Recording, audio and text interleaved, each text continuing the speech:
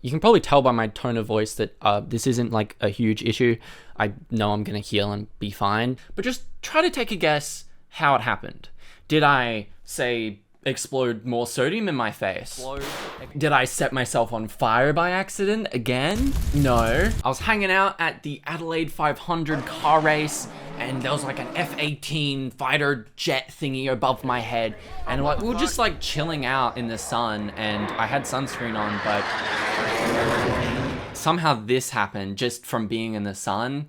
I guess I put sunscreen on a bit too late. So this is just a sunburn. I think we really overestimate how dangerous chemistry and science can be and underestimate how dangerous just simple nature can be. And I get chemicals on myself a lot. Like, I purposely put tartrazine in my eye recently. I've breathed in like weird shit before, like bromine fumes, for example. Careful.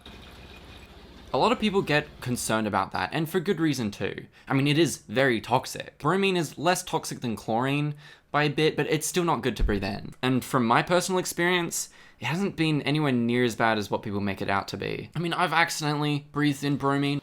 I don't like that smell. No. I've gotten it on my skin before. Oh, fuck. Well, that's not supposed to go on the skin. It's like exploded out of a separation funnel once. Holy shit! What was that for? Okay, well that's on my hand now. I'm gonna have to take this glove off.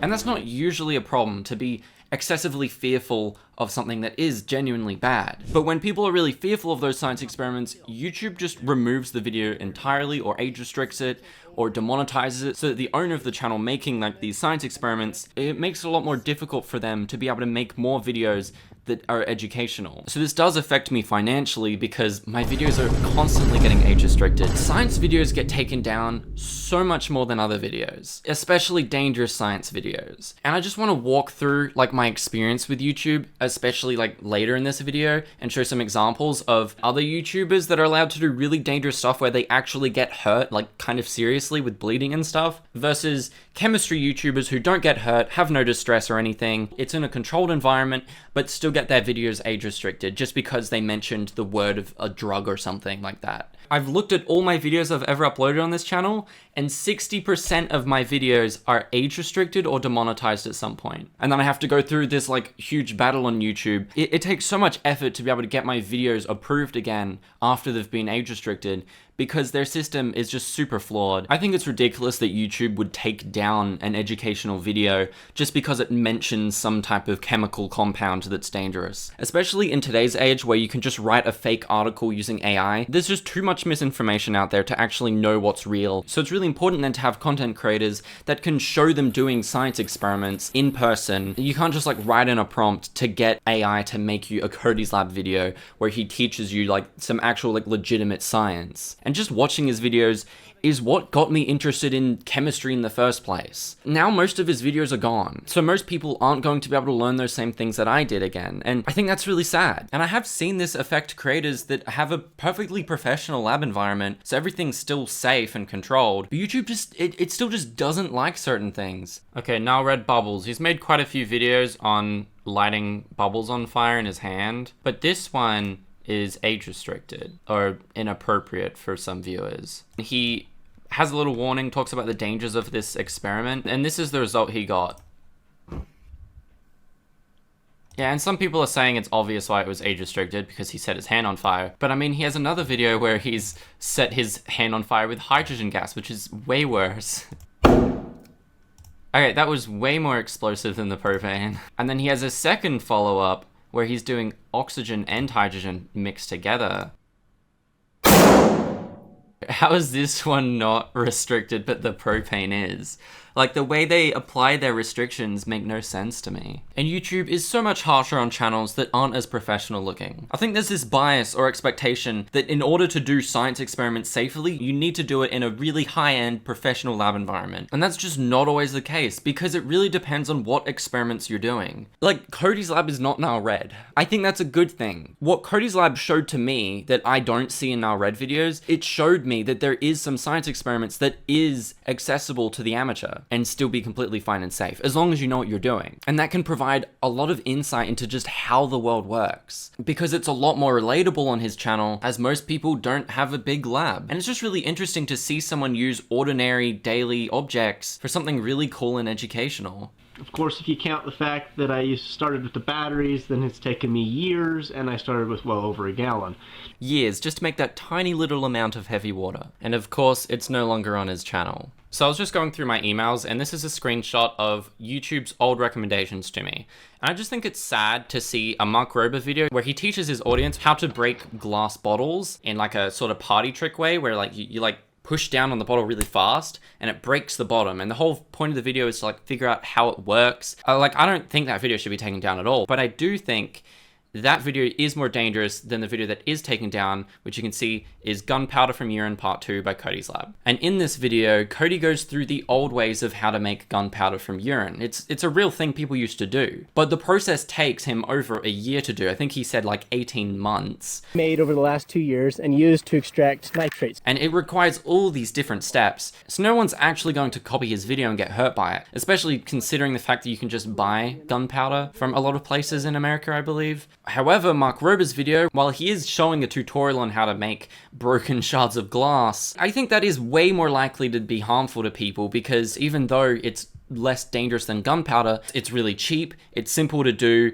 and you can do it in like 2 seconds. And he encourages his audience to try it for themselves. Now that you know the science, if you want to impress your friends with this trick, here are a couple important tips. I don't think either of these videos should be taken down. I think YouTube just doesn't like the word gunpowder or something. That really annoys me. Like, it got so bad that Cody's Lab had to make a second channel called Cody's Blab, where he can upload videos to that while his main channel is down. And this is one of the videos he uploaded to it where he explains exactly what happened. I mean, this was on the gunpowder from urine video, where I took my own pee, soaked it into straw, composted it for over a year, extracted the nitrates from it, and made gunpowder. And YouTube has decided that it is violating the terms of community guidelines. Gunpowder, it's explosive material, it's ancient, old-fashioned, the recipe for it is available in any encyclopedia, but okay, fine. What about all the other videos of making gunpowder on YouTube? There's hundreds of them, many of them way more popular than mine was, and all of them using a method which is far easier than making it yourself. You can go to the store and buy the potassium nitrate. You don't have to go through the trouble of making it using the knitter bed process that takes years. Silly me for trying to make an educational video, right? So far, all 3 of my gunpowder from urine series has been striked and taken down by YouTube. As a result, I've gone through and I've removed over 100 videos as a precaution to keep from getting any more strikes. Now, he continued to upload to this second channel all sorts of different science experiments he did here and there, but now checking in on the channel, and all of the videos are privatized or hidden. I don't know why, and I was gonna ask him, but his contact information wasn't public because of sponsorship ads spamming his email address. So I have no idea what that's about. YouTube targets his videos because I guess he's on a ranch. He's not in a lab environment. He doesn't wear like professional clothing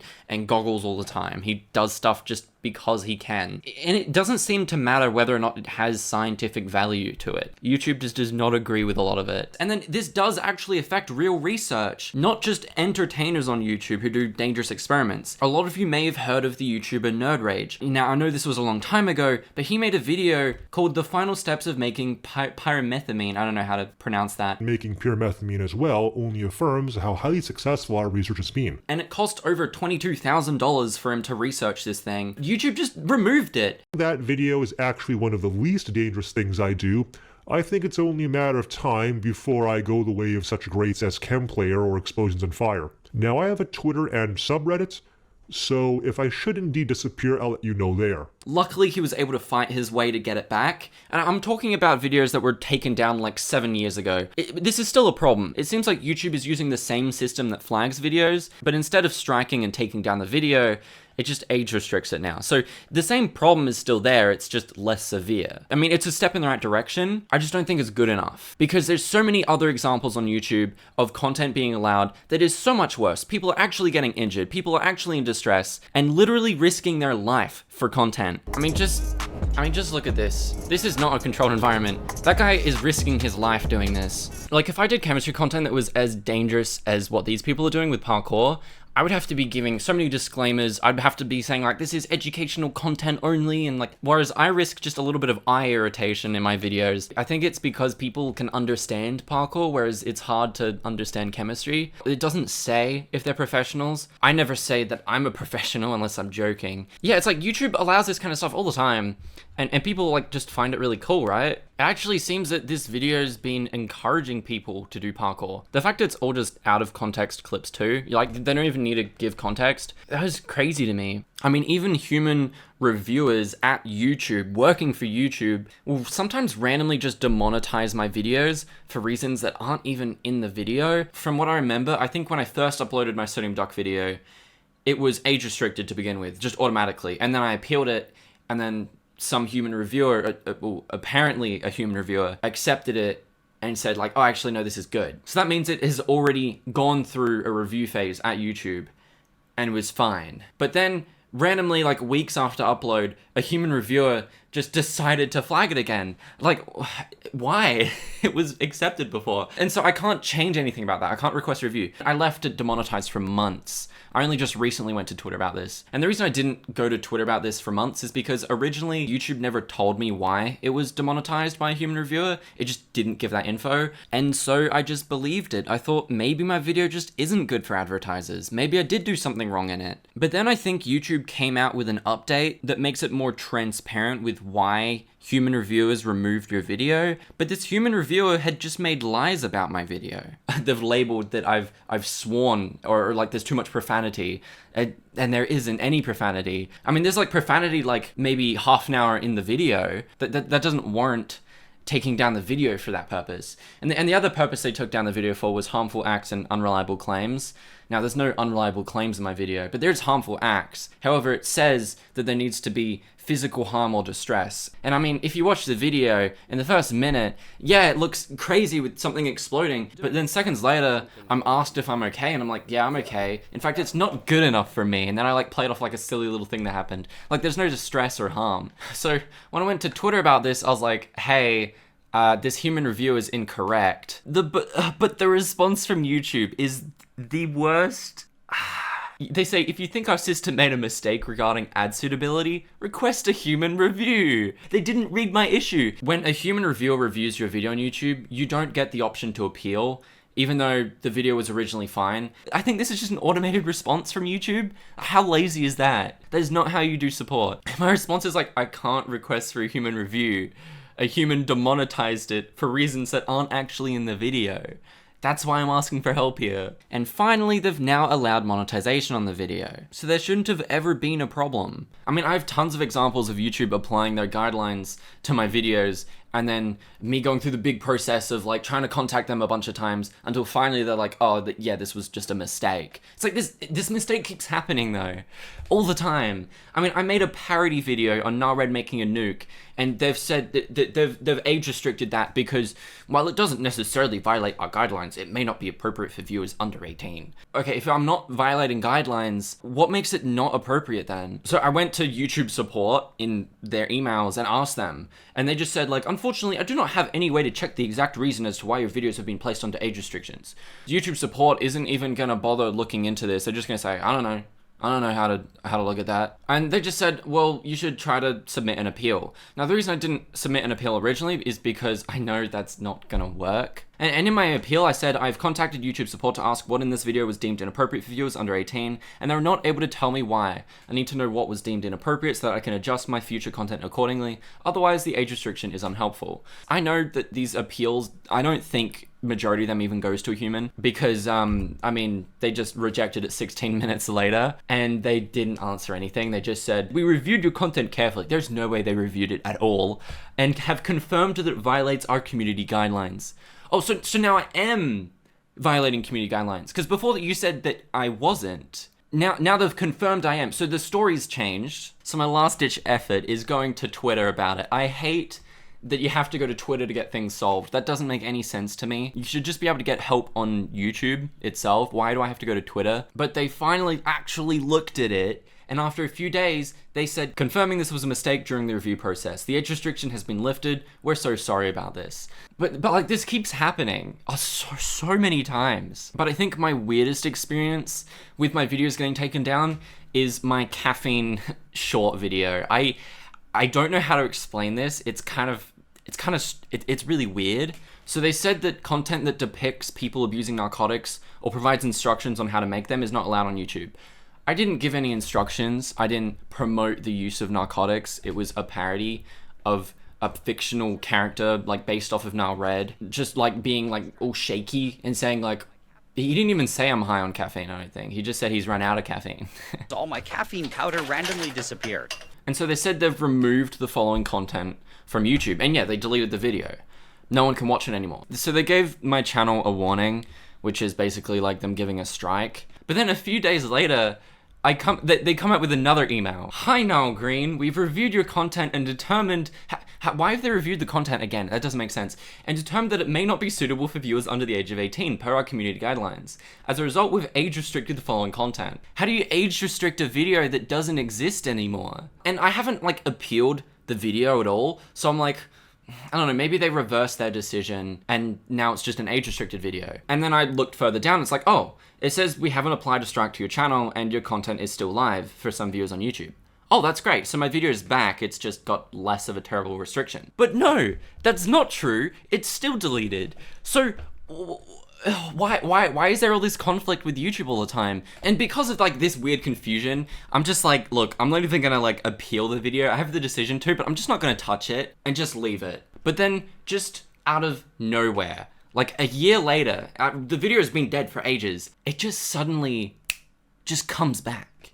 Like it just appears out of nowhere. I have no email. I have no source or like reason for it to be back. It's just there now. Public, not demonetized, not age restricted, not deleted, and it started getting like a lot of views. That's the only reason I knew it was back, is because my channel was randomly getting like hundreds of thousands of views and I'm like, I haven't uploaded. I never had like someone reach out and be like, hey, so your video is being like put back up. We've determined that it was an incorrect review. No, it's just there now. So I guess I have some human reviewers on my side and some that are not on my side and just make lies about my video. But in either case, they don't reach out to me. The human reviewer that demonetized my sodium bath toy video, I never got an email for that. I never got a notification. I have the YouTube Studio app. Like, why is the communication so terrible? I know this has been a problem on YouTube for a very long time. It's not just in the science space. I mean, Moist Critical has talked about it. Markiplier has talked about it. So many other people have talked about it too. I think in the science space, it's very prevalent. Just about any video could be taken down if it has anything dangerous in it. And there's not much I feel like I can do about that. One thing that really confuses me though, is there's this YouTuber called Houston Jones, where the whole purpose of his videos is to get hurt. Yeah, I mean, look how much blood there is in his thumbnails. Just looking at this, I'm really surprised this is a real thing. Notice how every single video is done is just for science, for science, for science. A lot of his videos are age restricted, to be fair, but some of them aren't. I just saw blood, like, all over him. But the sound it made was so cool. This guy's physically hurting himself in every one of his videos for science.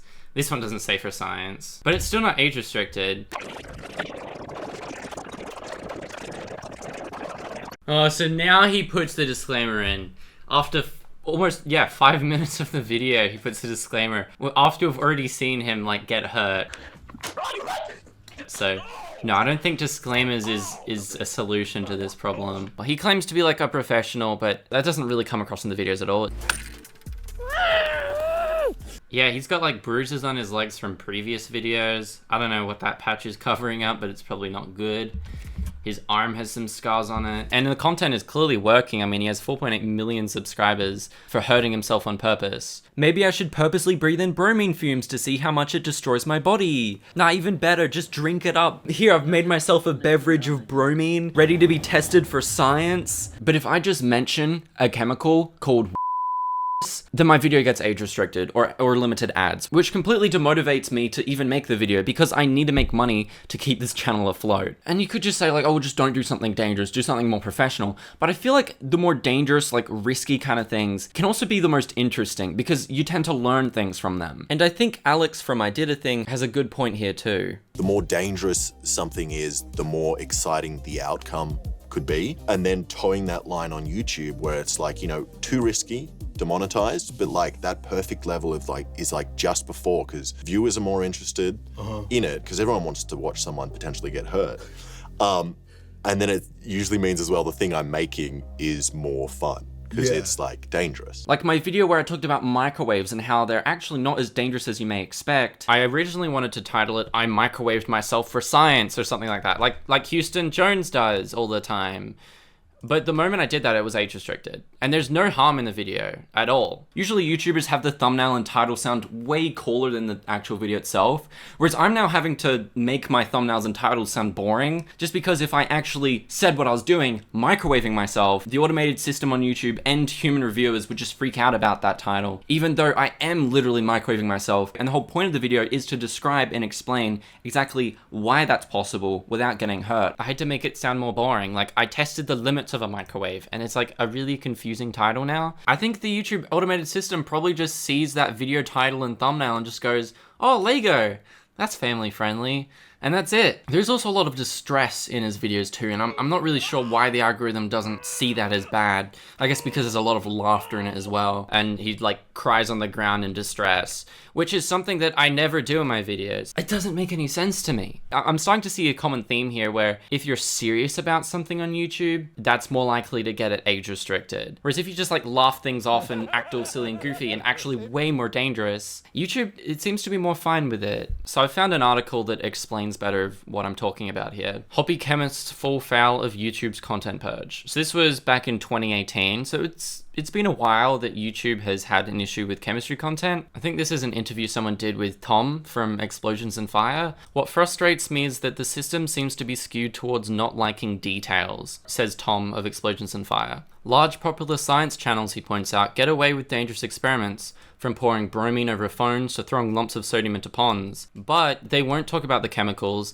they just want to get a cool end result. The thing I don't like is the idea that information is the danger more than the act itself. This problem was like 6 years ago, and it's still happening today. This video right here, War Chemical, that I made, it's about making actually, I probably shouldn't even say that word. I'm just gonna bleep it out because YouTube doesn't like that. But notice how I've titled it Very Safe Life Hack. It's kind of just like a fun, quirky thing, but it means I'm not taking it seriously because YouTube would demonetize the video or even age restrict it if I titled it Making for us at home. That was the original idea, but YouTube can't take that kind of content. And I wouldn't be surprised if the automated system actually thinks it's a really safe life hack. So if we have both the automated system biased and the human moderators that are biased towards chemistry experiments, there's no real solution then, is there? At least not at YouTube. So I think what really needs to happen is in their community guidelines, they do have a little section that says that you can have exceptions to certain types of content. You have this little section in the community guidelines page that says educational, documentary, scientific, or artistic content. The problem I find with this is it is rarely ever applied. I have made so many science videos that are very educational, or at least that's like the main purpose of it. I'll show you something dangerous in the beginning to like hook the viewer, and then I'll like explain for 20 to 30 minutes, but that doesn't seem to ever be considered for my videos. I'm never told that it's applied, so I can only really assume that it never has been. I mean, YouTube's always had an issue with making things transparent, but I would love if science content would just be given that. Not exactly automatically, but a lot more often, because I never see it happen. Like, science is a complicated subject. I don't think an average YouTube moderator should be able to judge how dangerous someone else's science experiment is if they're not educated in that subject, unless someone actually gets hurt in the video. Here's what YouTube outlines as more likely to get an EDSA exception and less likely to get an EDSA exception. And one of the parts is about dangerous activities. So footage of violence in which people are seen suffering fatal injuries that includes production credits, letting viewers know the violence is part of a dramatic performance. So it's basically saying like it's fake injury. I used to make deep fakes for this channel where I would show violent acts. Sometimes it's in person. of like, say, Mark Rober in a deepfake getting slapped by a vehicle with a slapstick sound effect. And that was removed because of violence, even though it's also something that should fall under satire here. And then they give an example of what's less likely to get an EDSA exception: footage of violence in which people are seen suffering fatal injuries where an average viewer wouldn't be able to tell if the violence is real or part of a dramatic performance.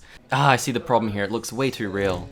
So basically they're saying you get seriously injured. Now, I haven't ever seriously gotten injured in any of my videos, so it kind of sounds like I shouldn't even be considered for violating the guidelines. And if I did, then it should fall under scientific content, because I do give context and onto like what I'm showing and why I'm showing it. A lot of people see my chemistry content and think it's like super dangerous. Maybe it is super dangerous and I'm just prepared because like I'm focused, I know what to expect. Whereas in everyday life, some things can be a little bit more, I guess, random, and so it's hard to prepare for everything. Like the day that I got sunburnt was a day that was actually really cold and cloudy in the morning, and then later it was just full sun. You know, I've been doing science experiments for over a decade, and they've always involved stuff like fire and dangerous acids. I haven't delved into like super toxic stuff that much, but I do sometimes. And yet, like, my craziest moments in life is still from things that I just didn't see coming, that anyone could have been affected by. I don't know what to say about that, other than just wear sunscreen.